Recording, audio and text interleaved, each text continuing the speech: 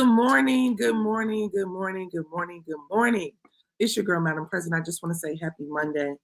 I'm a little delayed this Monday. I had a couple things that popped up for work, which was before the show. So I'm sorry, guys. I had to really get into that. Also, my camera seems to be really weird today. Give me 1 second to fix that. Um, okay, the right camera. The first camera is the computer camera. The second camera is the other camera. It's a separate camera outside of the computer. Linda, so good to see you, Linda. Sorry I'm late this morning. I just would like to say happy Monday to my people. Let me play my theme music really quickly.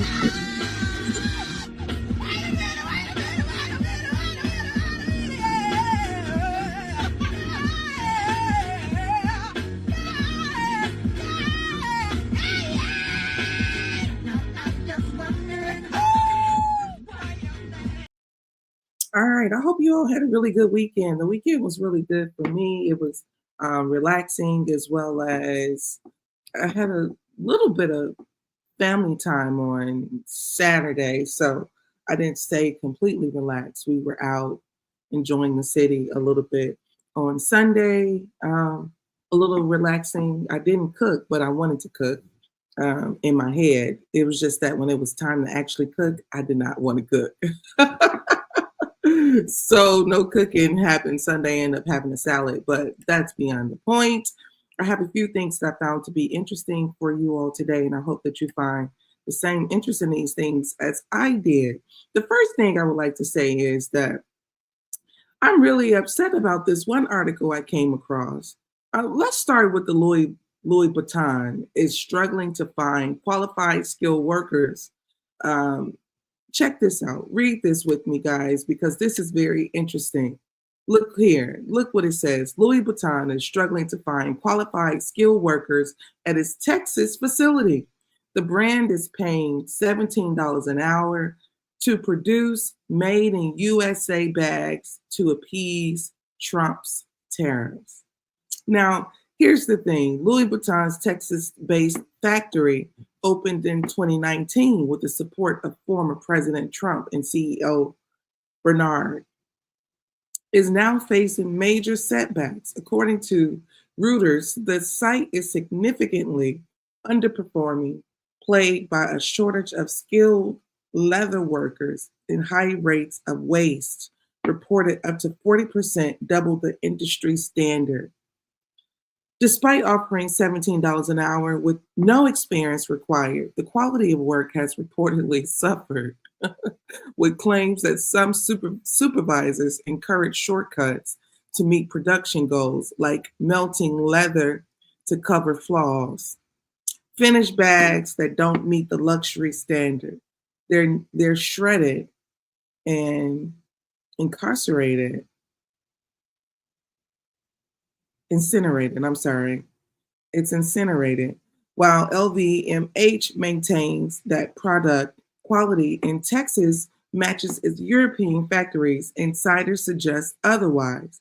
The Texas facility was originally part of a larger strategy to dodge Trump-era tariffs by reshoring production to U.S., a move sweetened by a $29 million property tax cut. Yet the attempt to shift operations stateside has proven more complex than expected. Somebody say we don't know how to sew and operate leather machinery in the chat. This is the difference between over in other countries, you're teaching children I see videos where Asian children at 5 and 6 years old are operating sewing machines. Our children at 5 and 6, I know they know how to read by the time they're 5 and 6, but we haven't instilled in them, well, let me show you how to figure out skill set. Let me show you how to work a machine. Let me show you how to do certain things. I remember my grandmother. My grandmother knew how to sew. My mother maybe can sew a button. Me, I send it to the cleaners. This is the disconnect that is generational. It happens. We don't have, not only do we not do it, say for instance, you're 17, 18 years old and you like, man, I'm gonna go work at the Louis Vuitton factory. You ain't seen a machine the size of a car, you know, at any point in your life. So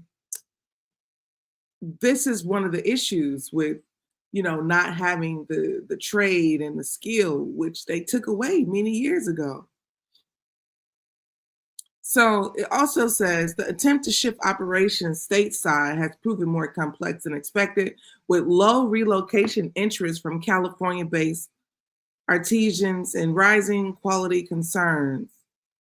Louis Vuitton struggles to highlight a broader truth, reassuring it's a simple fix if a luxury conglomerate with vast resources is hitting these roadblocks.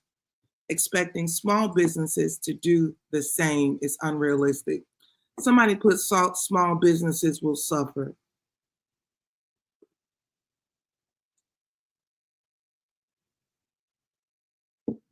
Somebody said, raise that $17 an hour to $35 an hour for that type of skilled labor.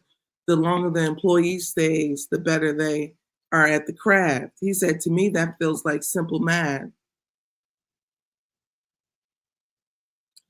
That's what's so crazy. A lot of people are saying for $17 an hour, why do you think people are going to be lined up, for such a job? But let me tell you all what's so crazy. What I find to be so interesting is, now you all, I don't want to hear classism talk right now. I just want to be realistic because this is something that a lot of educated folks do. If you a person with a college degree, what is the advocacy for a person without a college degree to have the same hourly wage as a person with a college degree? In factory setting, what would be the incentive? Like if you are a person who has a college degree and you working and you have reached $30 an hour, what would be the benefit for a factory worker? You would say no college degree, maybe not even a high school diploma, to have an equivalent amount. I'm just asking if you all can share with me in the chat. I believe that my belief and what I think don't matter. But what I also would like to say is white people have done this very well over the years, keeping these systems in place to ensure it's like, oh, we have this certification and this certification and this certification and this certification. This is what increases your probability to have access to wealth. This is what increases your probability. I'm interested in this because this is one of the things that happened with Kamala. Kamala Harris was about to go behind the road of, I support advancement without college degrees. So they're just ripping away the value of a college degree while once demanding that people had college degrees. They ripping away the value. Oh, you don't need a degree. Oh, you could get this. Oh, da, da, da, da. But this was once in place, demanding that people had higher education to receive probability of success, of income. This is going to increase your chances of access to wealth.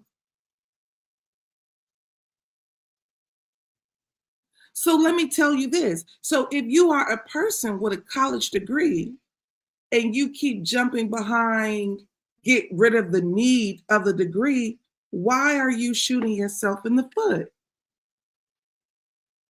I'm asking.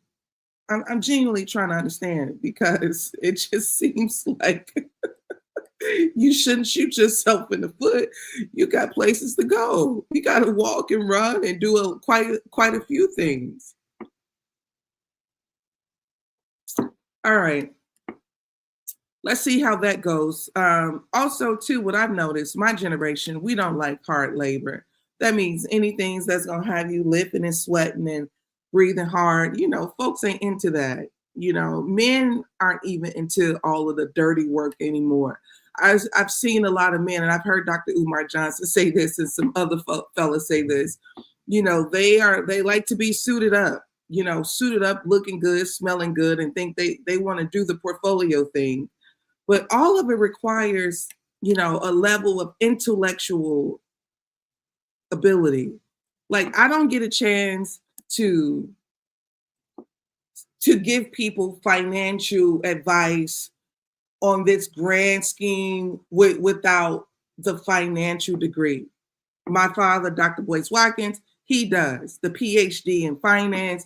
He gets the chance to communicate, discuss, portfolios on a greater magnitude because of the educational certifications behind it. Now, let me tell you something. Educational certifications does not mean that a person is just so intelligent, and a person without it is not. That's not what I'm saying. I'm just saying that it's in place. When you want to go to med school, you start with bio. Then you start with the next thing. You got to do the math and the science. It's all made up so that you can get to that specific medical degree that you are going to graduate with. You just don't get a chance to watch ER and become a certified doctor. It don't work like that. But for my generation, people feel like, that they are those things, just because of the feeling and an association to those things. Anyways, I'm moving on. I'm being honest about that, though. The next thing I would like to say is that whatever happens to Louis Vuitton, whatever. I mean, $3,000, $4,000, $5,000 bag. Now this, let's see what happens. I don't know if they're going to stay in the U.S. or not. But I have another story that I saw that was very interesting, and it's called the hobosexual. I thought this was funny. A person who dates you with the sole interest of having a place to stay. This is so interesting, but I want to read this to you. And it says, a hobosexual is a term often used online to describe someone who enters into relationships or engages in intimacy primarily to secure a place to live or gain access to resources. The term combines hobo and sexual, suggesting this relationship is motivated more by convenience or survival than emotional connection. Okay, so I would like to talk about this very briefly in a very serious way. There was an article that I read a couple years ago about literally working homeless. I will find that article, but the article discussed how people are working and cannot afford rent because, of course, rent is expensive. I watched a video yesterday on TikTok. A young lady says, can someone explain to me how $2,000 only covers 30 days of housing? $2,000 only covers 30 days of housing. Please explain it. And then people were in the comments talking about, man, try LA, try New York. LA, I will never forget. LA is one of those places where you can meet one of the most beautiful people on the planet and they can be homeless.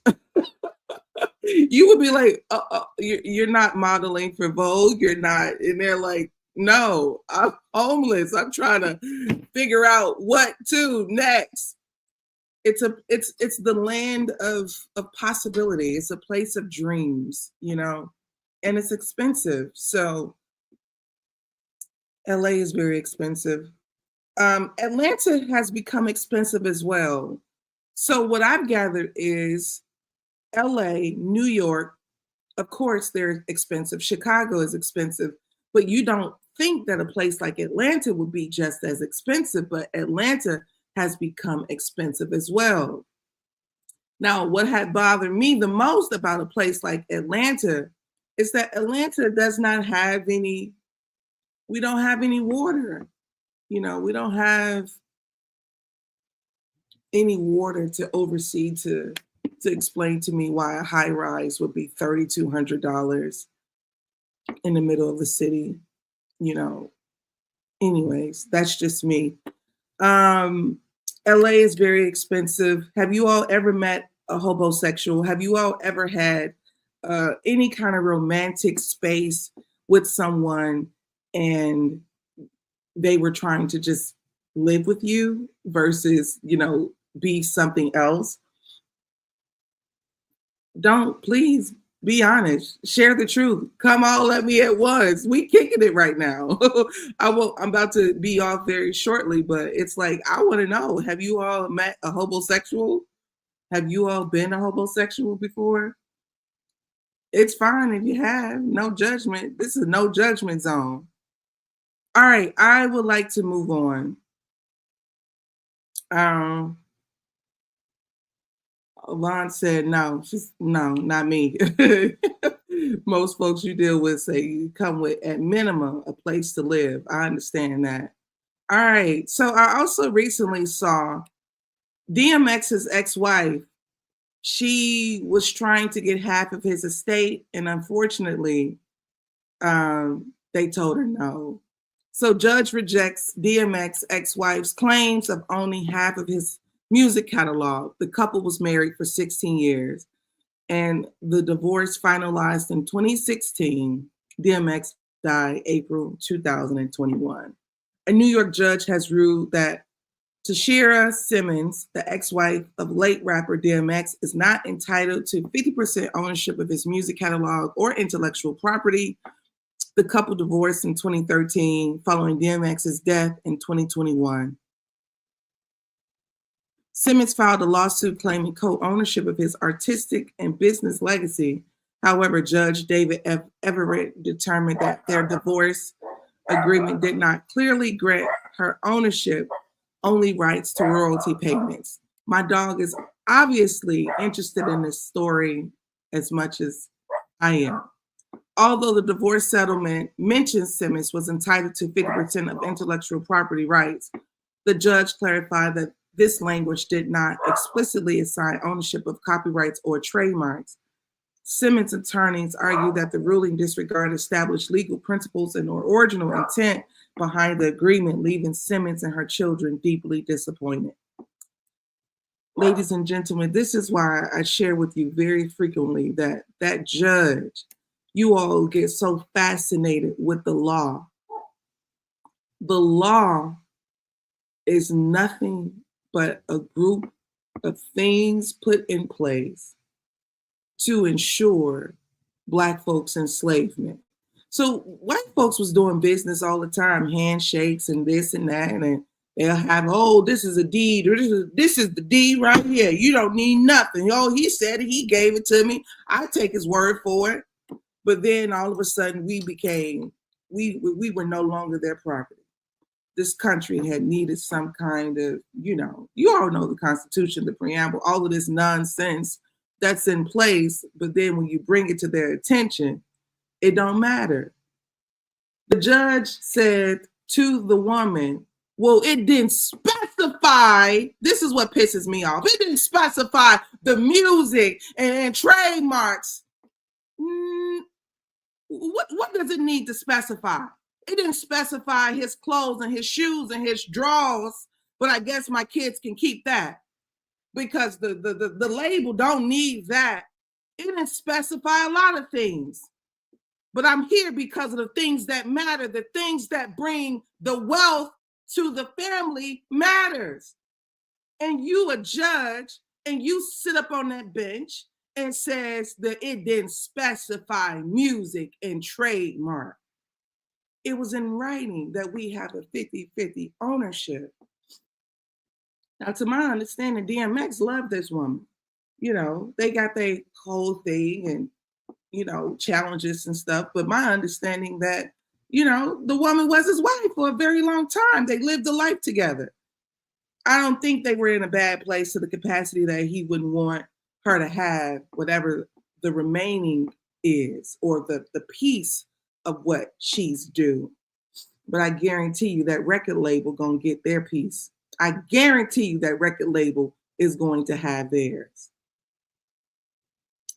Also, it says, meanwhile, the representatives of DMX estates welcome the decision, stating it helps protect and preserve the late artist's legacy. The judge ruling also acknowledged but did not dismiss claims that DMX had failed to pay $204,000 in child support. Somebody say, we have a problem.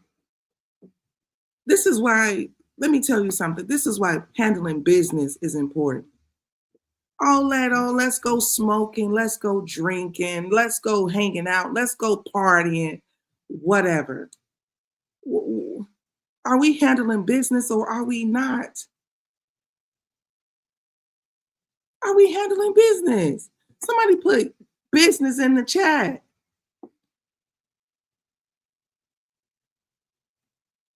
Somebody put handling business in the chat. I don't need no white man telling me how to handle my affairs. This is why I hate this system.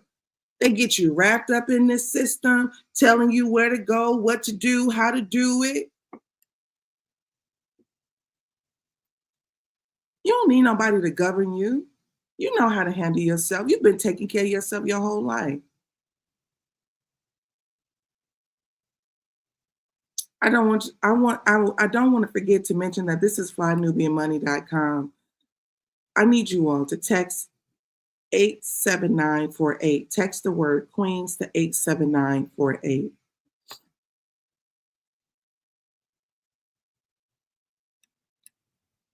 We need more people to handle business with too. DMX was a very famous man, especially when I was in high school. We loved some DMX. He was very famous, popular. It's a lot of things that happened to this man that led to his death. But he was very famous. He had his moment. He had his time. And I'm sad that he had to leave this world. You know, I think it was a drug overdose. That's sad. But I'm going to tell you what my mama told me when I was younger growing up. The devil ain't after your car. The devil ain't after your money.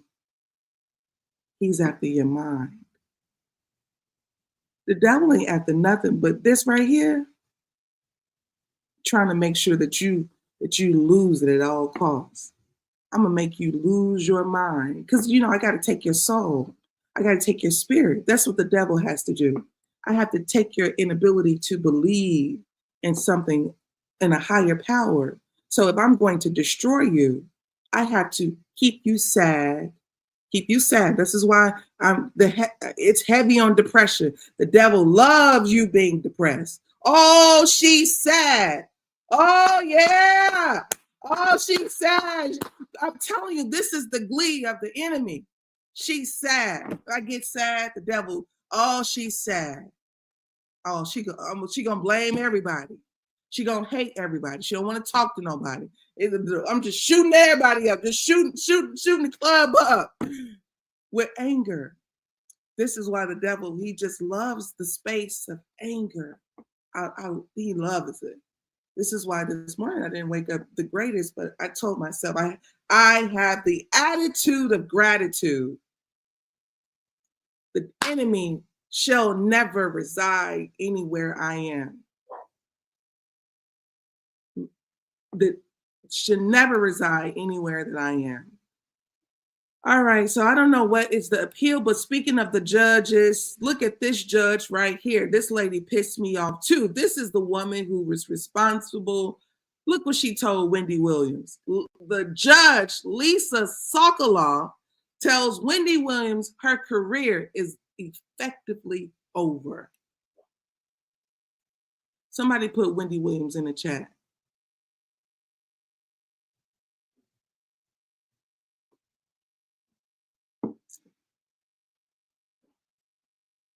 Somebody put Wendy Williams in the chat. I want you to put Wendy Williams in the chat because I want you to see this. The judge declares Wendy Williams' career done, criticizes public conduct in guardianship case. In a major development reported by TMZ on April 10th, Judge Lisa Sokoloff issued a significant ruling in Wendy Williams' ongoing guardianship case. The judge approved Williams' move out of her current memory care facility, but her decision came with sharp criticism directed at both Williams and her niece, Alex Finney. Judge Sokoloff stated bluntly that Williams' long and celebrated media career is now effectively over. She says it's done. And she declared in court, acknowledging the former talk show host's influential legacy while also signaling the end of her professional era. Beyond her career, the judge took issue with public comments made by both Williams and Finney regarding the guardianship proceedings. Sokoloff expressed concern that their statements to the media were undermining the integrity of the judicial process. Somebody put judicial process in the chat. Let me tell you something.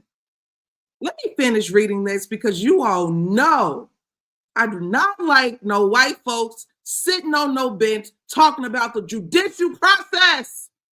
Don't play with me. You a liar. Cheeks red and full of lies. Don't play with me. Don't sit up here just because this country has deemed you the judge. Do not play with me. You know the process is full of lies and full of mess. This woman been in her right mind enough to manage having interviews, to manage getting herself dressed. Now, I do believe that she was in a dark place because of, being in a dark place. You got your husband, he leave you, And here's another thing. I don't think I got a chance to say this publicly. But what happened is, in my opinion, this is what I want to say. And I'm going to stop this really quickly because I want to bring the camera full in on me.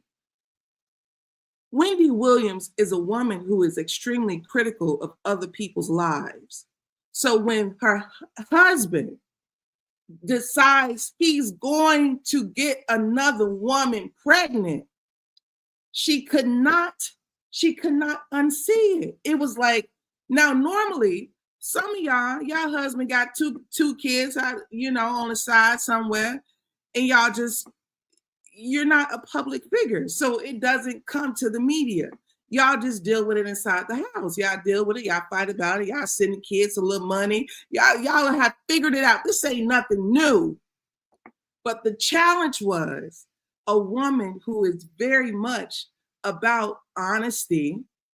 This woman is like, hey, look, he cheats on you. You're nothing. You're just a side piece. She talks like this. And then it happens to her publicly. This is the hardest part because now she has to publicly make a decision. This man was not just her husband. He was her business manager. He was her lifeline. And I say this because, Wendy Williams, she had drug issues. She had all types of things happen. She still, worked her way, as brutal as some folks say that her process was. She was radio, then she got to TV. That's no easy task. You've seen talented people all over the world. Who have you seen have a national slot time on network TV? That's no easy task. So she accomplished those things. And this is why I want to tell you, I am a person who do not like cheating. Cheating, it interrupts everybody's life. Cheating interrupts everybody's life. It's not just, oh, I seen a little side piece, I'm hooking up. Now the kids their parents divorced. And they got to figure out, well, am I going with mom? Am I going with dad? I don't know what to do. Now everything is changing. Because of what? Cheating. What I like to say, betrayal. Yes, betrayal. Stop betraying people. And then most folks, you be betraying folks who ain't even going to have your back, who won't even wipe your ass if you got into a car accident. You betraying people, stabbing folks in the back for folks who ain't even going to check on your kids if you left this world. Stop it. It's not necessary. It ain't. Let me tell you something. Being traditionally, I'm happy that I don't have this traditional attraction. I don't have blonde hair, blue eyes where people just fall all over you and have an attraction to you. I am aware, I have self-awareness about the beauty that God has blessed me with. But here's what I want to say. It ain't a person on the planet that makes me want to disrupt my entire life. Who's worth the disruption of my peace, of this disruption? Because a lot of times, people don't control other people very well.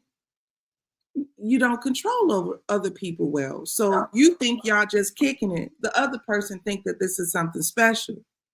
Especially if you're a man and you got a wife, women are under the impression that you're going to leave your wife. And what they don't understand, the wife is what makes you cool. The wife is what makes you desirable. The wife is what's keeping the peace.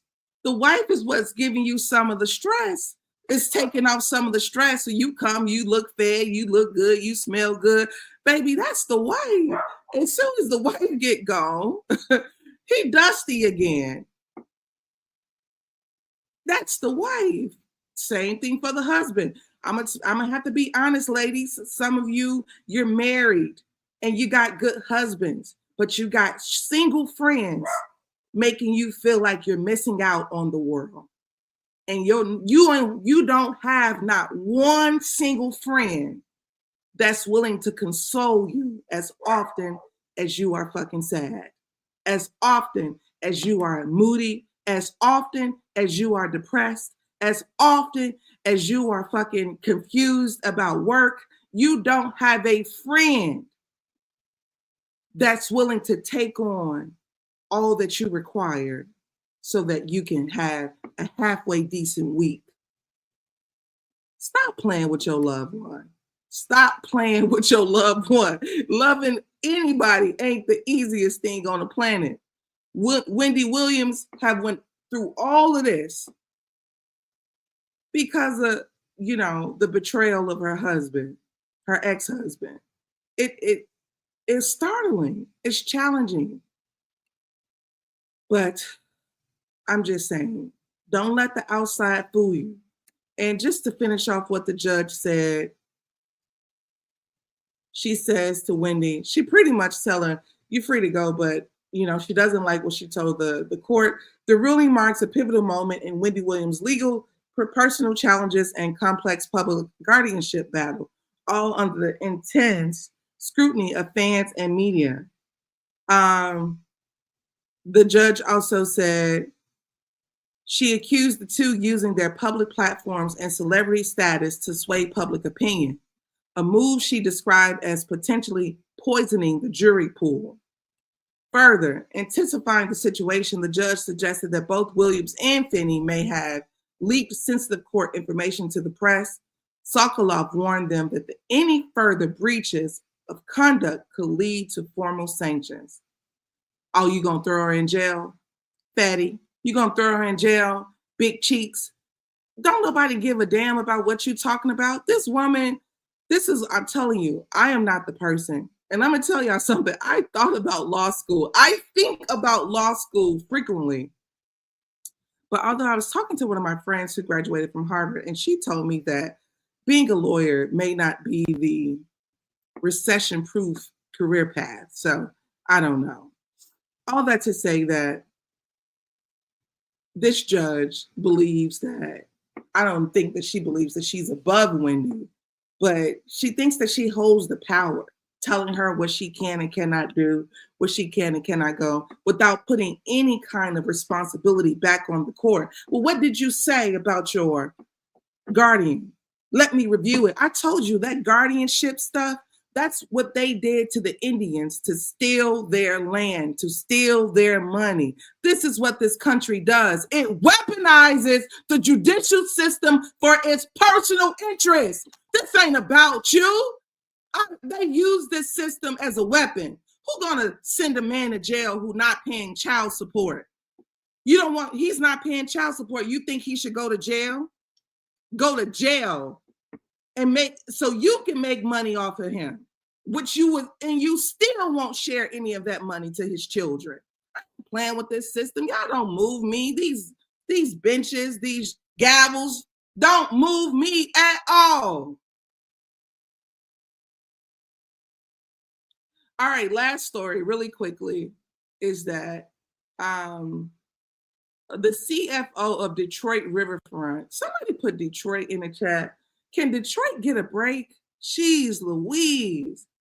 Man, I can't believe this. Was very interesting here. All right, so the CFO of Detroit Riverfront gave his girlfriend $3.7 million in cash after stealing over $40 million from the city. He's facing 18 to 40 years behind bars. Somebody put Detroit in the chat, please.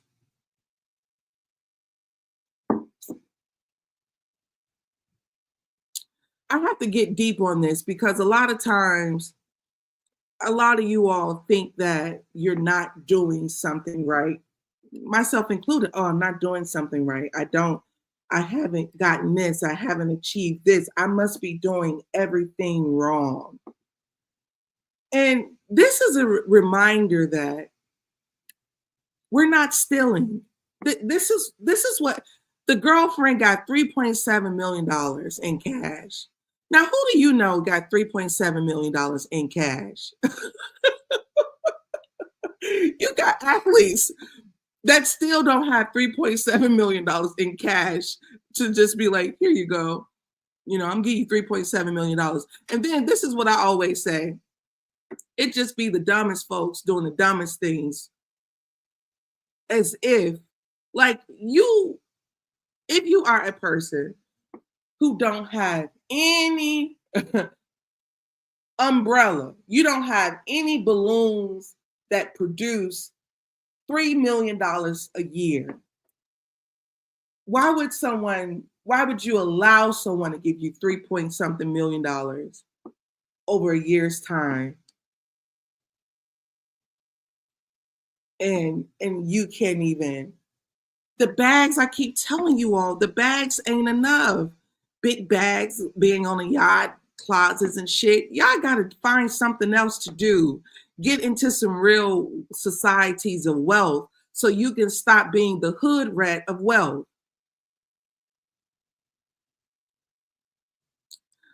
Okay, Vaughn, you talking. This shows how much Detroit cash flow is.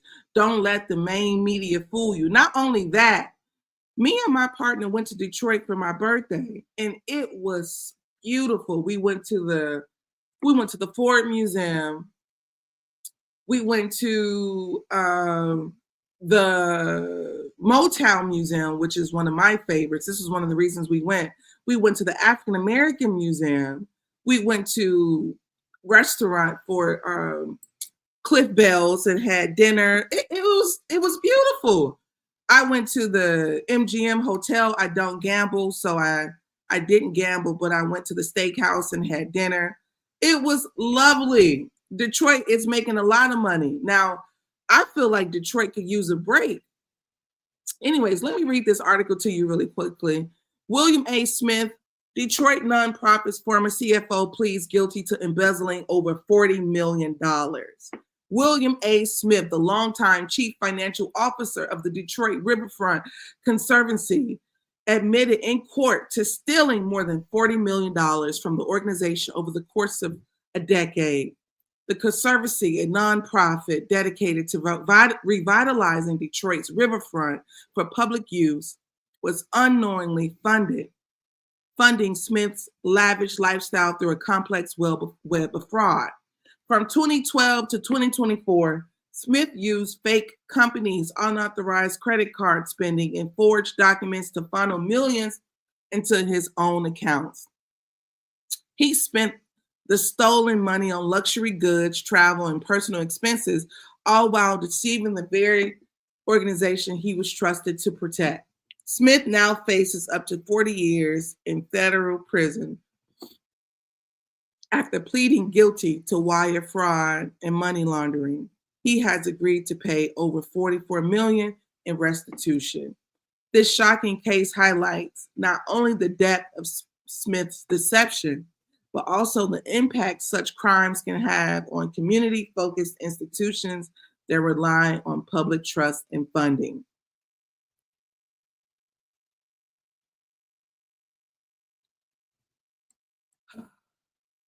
I need you all to all write this in the chat. Can God trust you with money and responsibility?